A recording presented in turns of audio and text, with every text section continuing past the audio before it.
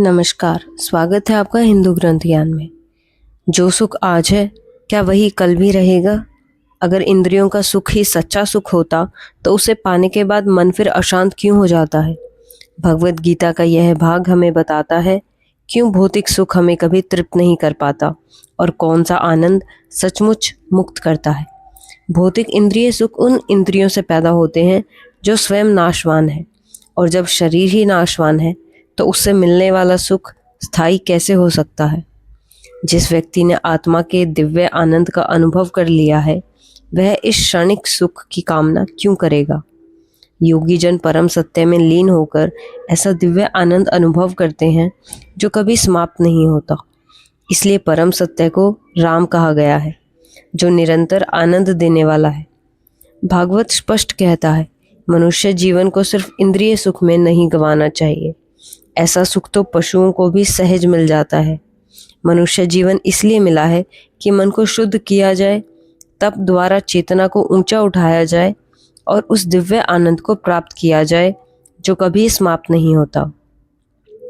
जो व्यक्ति भौतिक सुखों में जितना अधिक फंसता जाता है, उसे उतने ही अधिक दुख भोगने पड़ते हैं, क्योंकि यही सुख बार बार जन्म और मृत्यु के रोग को बढ़ाते हैं। जो व्यक्ति आत्म साक्षात्कार के पथ पर आगे बढ़ना चाहता है, उसे इंद्रियों के वेग को संयम में लाना होता है। ये वेग हैं वाणी का वेग, क्रोध का वेग, मन का वेग, पेट का वेग, जीव का वेग, काम का वेग। जो इन वेगों को वश में कर लेता है, वही वास्तव में गोस्वामी या स्वामी कहलाता है। ऐसा व्यक्ति संयमित जीवन जीता है और इंद्रियों का दास नहीं बनता। यदि इच्छाएं पूरी न हो तो क्रोध उत्पन्न होता है और फिर मन अशांत हो जाता है। इसी कारण योगी का कर्तव्य है कि वह इच्छा और क्रोध दोनों को वश में करे। जब तक मनुष्य अपने भीतर सुख का अनुभव नहीं करता, तब तक वह बाहरी सुखों से छूट नहीं सकता। मुक्त व्यक्ति अनंत कारण में भी सुख का अनुभव करता है। वह किसी भी स्थान पर मौन होकर बैठ सकता है और भीतर से तृप्त रहता है। ऐसा व्यक्ति बाहरी भौतिक सुखों की कामना नहीं करता। इस अवस्था को ब्रह्मभूत अवस्था कहा गया है, जिसे प्राप्त करने पर भगवत धाम जाना निश्चित हो जाता है। वास्तविक रूप से वही व्यक्ति सबके कल्याण में लगा हुआ कहा जाएगा जो स्वयं पूर्णतः कृष्ण भावना भावित है। जब मनुष्य यह जान लेता है कि कृष्ण ही परम भोक्ता है, कृष्ण ही परम नियंता है, कृष्ण ही परम मित्र है, तब वह जो भी कर्म करता है सबके हित को ध्यान में रखकर करता है। केवल भौतिक स्तर पर समाज सेवा करना वास्तविक सहायता नहीं है, क्योंकि शरीर और मन की क्षणिक खुशी किसी को स्थायी शांति नहीं दे सकती। मनुष्य के सारे दुखों का मूल कारण एक ही है, कृष्ण से अपने संबंध को भूल जाना।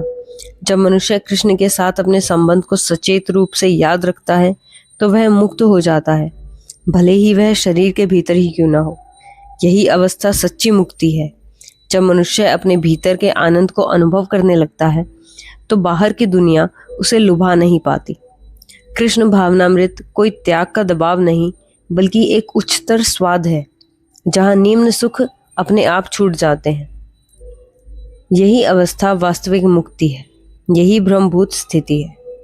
अगर यह ज्ञान आपके मन को थोड़ा भी शांत कर रहा है, तो वीडियो को लाइक करें, चैनल को सब्सक्राइब करें और कमेंट में लिखें जय श्री कृष्ण, ताकि अध्याय 5 के अंतिम और सबसे गूढ़ सत्य का हम साथ पहुंच सकें।